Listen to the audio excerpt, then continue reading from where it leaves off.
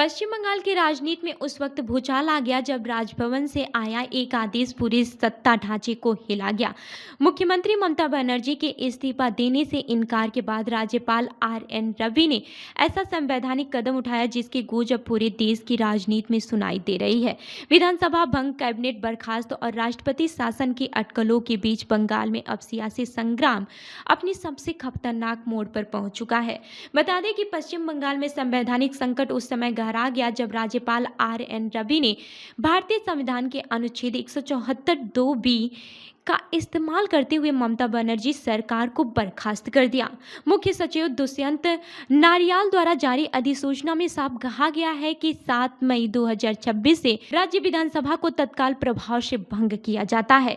इस फैसले के साथ ही राज्य की पूरी कैबिनेट भी समाप्त हो गई है और बंगाल की राजनीति में अभूतपूर्व स्थिति पैदा हो गई है। बताया जा रहा है कि मुख्यमंत्री ममता बनर्जी और राजभवन के बीच लंबे समय से टकराव की स्थिति बनी हुई थी। हालात तब और बिगड़ गए जब मुख्यमंत्री ने पद छोड़ने से इनकार कर दिया।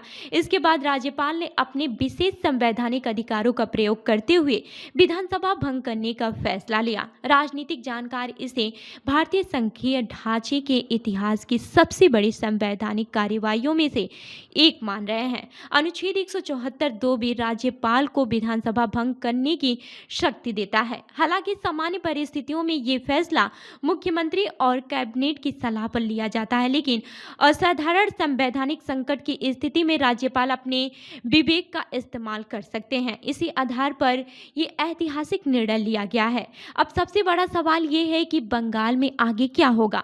विधानसभा भंग होने के बाद राज्य में राष्ट्रपति शासन लागू किया जा सकता है या फिर जल्द चुनाव कराने का रास्ता अपनाया जा सकता है। इस फैसले के बाद विपक्ष ने इसे लोकतंत्र बचाने का कदम बताया, जबकि तृणमूल कांग्रेस इसे लोकतांत्रिक जनादेश पर हमला करार दे रही है।